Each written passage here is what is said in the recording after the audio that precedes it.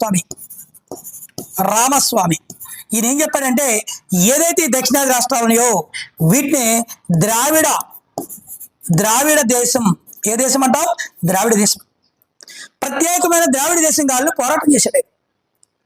ఇలా ఇడిపోవడానికి అవకాశం లేదు, ఇది ఏకకేంద్ర లక్షణాలు కలిగింది, సూత్రప్రాయంగా మాత్రమే సమైక్య లక్షణాలు ఇస్తారు, అంతేకాని నువ్వు ప్రత్యేకంగా విడిపోవాలి అని అనుకుంటే విడిపోవడానికి అవకాశం లేదు అని ఈ యొక్క కేంద్ర లక్షణం తెలియజేస్తుంది అని మనకి ఎవరు చెప్పారంటే డాక్టర్ బిఆర్ అంబేద్కర్ తెలియజేయడం. లేకపోతే వాటికి భారతదేశంలో చిన్న చిన్న రాష్ట్రాలన్నీ దేశాలుగా ఏర్పడాల్సిన పరిస్థితి ఏర్పడేది. అలా రాష్ట్రాలని దేశాలకు ఏర్పడట్లేదంటే కారణం ఇదే. ఒకప్పుడు పంజాబ్ సపరేట్ కావాలని అడిగింది, కలిగిస్తానని ఒక దేశం కావాలని కూడా చేసింది. దక్షిణ ద్రావిడ దేశం కాదు.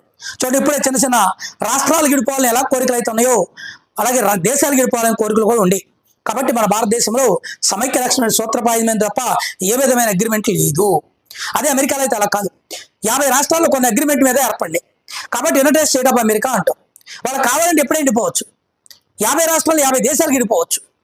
కానీ భారతదేశంలో 28 రాష్ట్రాలు, 8 కేంద్రపాలిత ప్రాంతాలు ఎప్పటికీ అలాగే ఉండదు.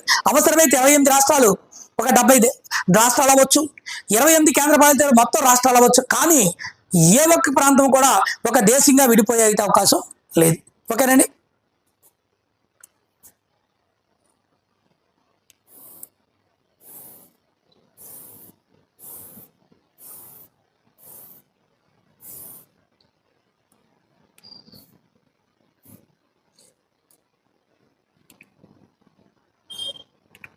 అలాగే భారత రాజ్యాంగంలో చూడండి, బలమైన ఏకకేంద్ర లక్షణాలు కలిగి ఉండి బలహీనమైన సమైక్య లక్షణాలు కలిగి ఉన్నాయి.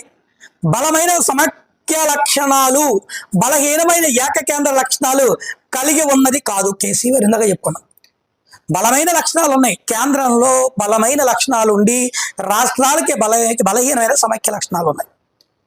ఓకేనండి. అలాగే ఇవి బలహీనమైన కేంద్ర లక్షణాలు, బలమైన సమైక్య లక్షణాలు కాదు అని చెప్తున్నాను. నేను చెప్పిన దాన్ని జస్ట్ వివరించాడు. నెక్స్ట్, భారత సిద్ధాంతపరంగా సమైక్య ప్రభుత్వ విధానం అనుసరించాలని అనుకున్నప్పటికీ ఆచరణ మాత్రం ఏకకేంద్ర లక్షణాలు అనుసరిస్తుందని చెప్పి కే సంతానం మనకి ఏమని చెప్తాడు? ఇలా సిద్ధాంత ప్రకారం సమైక్య లక్షణాలు అనుకున్నాం, కానీ అమల్లోకి వచ్చి మనకి ఏమవుతుంది? ఏకకేంద్ర లక్షణాలు. చూడండి, మనం ఏదైనా పని చేయాలనుకుంటాం, ఆలోచన వేరే, చేసేటప్పుడు ఆలోచన ఇంప్లిమెంట్ కాదు. ఇలా చేద్దాం అనుకుంటాం, అలా చేయలేము.